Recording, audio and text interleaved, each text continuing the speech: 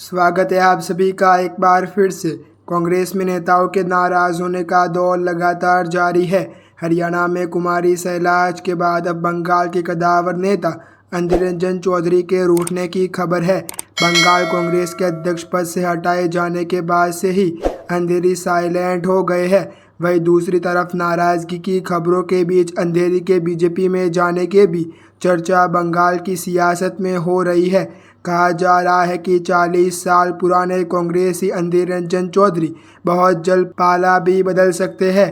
अधीर रंजन चौधरी ने खुलकर नाराजगी जाहिर नहीं की है, लेकिन बंगाल में कांग्रेस के नए अध्यक्ष की नियुक्ति के बाद से ही उनके नाराज होने की बात कही जा रही है।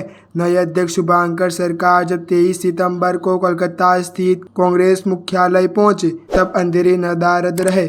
आमतौर पर ऐसे मौके पर पुराने अध्यक्ष नए अध्यक्ष का स्वागत करते नजर आते हैं। इतना ही नहीं, अंधेरी ने शुभंकर को अध्यक्ष नियुक्त होने पर सार्वजनिक तौर पर बधाई भी नहीं दी है।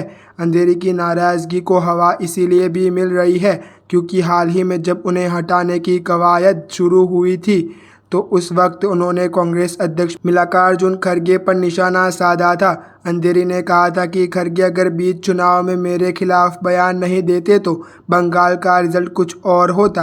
दरअसल अंधेरी के नेतृत्व में कांग्रेस बंगाल में ममता के खिलाफ मोर्चा खोल रखा था। इस बीच खड़गे ने ममता को साथ लेकर चलने की बात कही। इस पर जब अंधेरी ने विरोध किया तो खड़गे ने कहा कि मैं अध्यक्ष हूँ और अंधेरी मेरे फैसला नहीं मानेंगे तो मैं उन्हें पार्टी से निकाल दूंगा।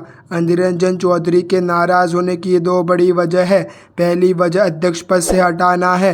अंधेरी और उनके समर्थकों का मानना है कि बंगाल में उन्हें खुलकर काम नहीं करने दिया गया और जब परिणाम आया तो हाईकमान की तरफ उनके ऊपर पद छोड़ने का दबाव बनाया गया। दूसरी वजह अंधेरी के करीबी नेताओं को अध्यक्ष की कुर्सी नहीं देना है। अंधेरी अपने किसी करीबी को बंगाल कांग्रेस के अध्यक्ष पद पर बैठाना चाहते थे, लेकिन पार्टी ने राष्ट्रीय सचिव शुभंकर सरकार को कोलकाता भेज दिया। अंधेरी की नाराजगी की एक वजह ममता बनर्जी पर हाईकमान का स्टैंड भी है। अंधेरी ममता के मुखर विरोधी है, लेकिन कांग्रेस हाईकमान ममता के पक्ष में बयान देता रहा है। सवाल यही उठ रहा है कि अधीर रंजन चौधरी अगर नाराज है तो क्या कांग्रेस छोड़ सकते हैं। इस सवाल के उठने की एक और वजह है। हाल ही में तृणमूल कांग्रेस के प्रवक्ता कुणाल घोष ने दावा किया था कि कांग्रेस के अध्यक्ष जानने के बाद अंधेरी बीजेपी में शामिल हो सकते हैं। हालांकि अंधेरी से जुड़े करीबियों का कहना था कि फिलहाल इसकी संभावना नहीं है। अधीर रंजन चौधरी अभी कांग्रेस में कार्यसमिति के सदस्य है। कांग्रेस कार्यसमिति नीतिगत फैसले करती है और इसे पार्टी में सर्वोच्च इकाई माना जाता है। अंधेरी ने कहा है कि वे ममता बनर्जी के खिलाफ मोर्चा खोलना जारी रखेंगे।